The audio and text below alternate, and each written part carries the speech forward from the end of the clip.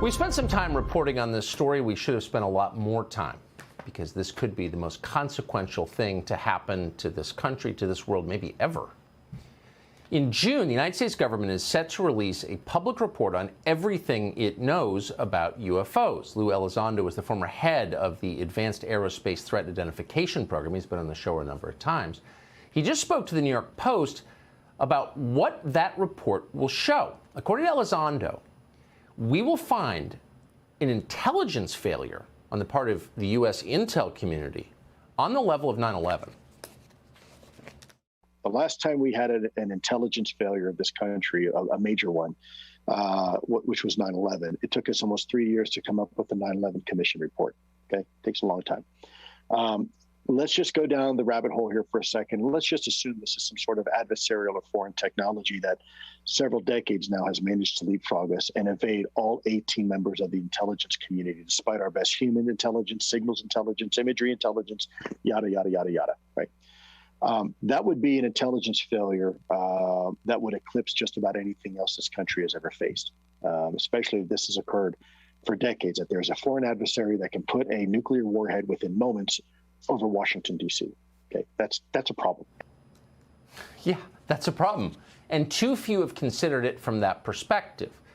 Nick Pope is a former Ministry of Defense official from the UK and perfectly positioned to answer the obvious question, which is, why didn't we see this coming? He joins us now. Nick, thanks so much for coming on.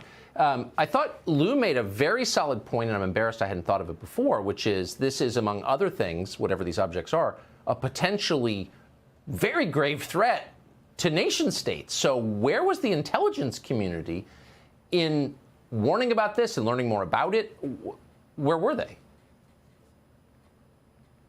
Well, that has to be answered, absolutely. I mean, we are under siege. It's like there's a war of nerves going on. And if this was drones belonging to a foreign adversary, there would be an absolute outcry. And yet, the situation we're in, that we don't know what these things are, and they might even be extraterrestrial, that's worse. So I agree with Luis Elizondo on this. This is a potential catastrophic failure of intelligence. And if it happened because skeptical bureaucrats were just saying to themselves, it can't be, therefore it isn't, then there must be a reckoning.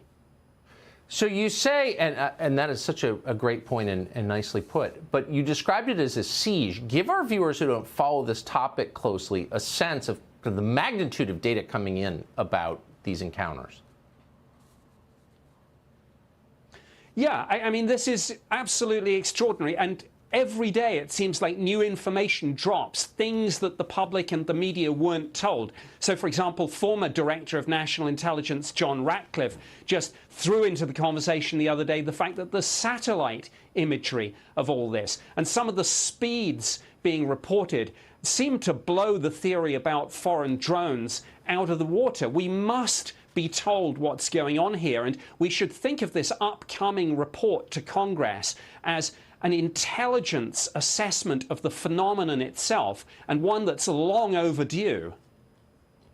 There are a lot of these. This is not like, you know, some drunk guy on a rural road in northern New Hampshire saw something weird. I mean, this is the U.S. military regularly, very often, recording these objects.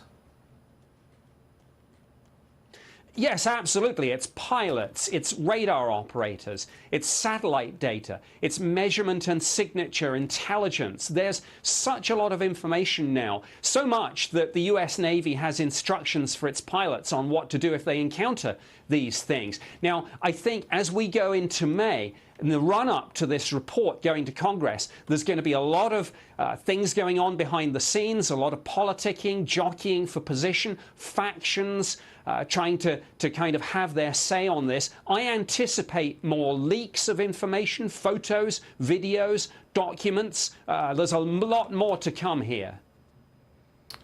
Nick Pope has been on this for so long. I appreciate your steadfast commitment to answering obvious questions. You know, what is this? Thank you. Good to see you.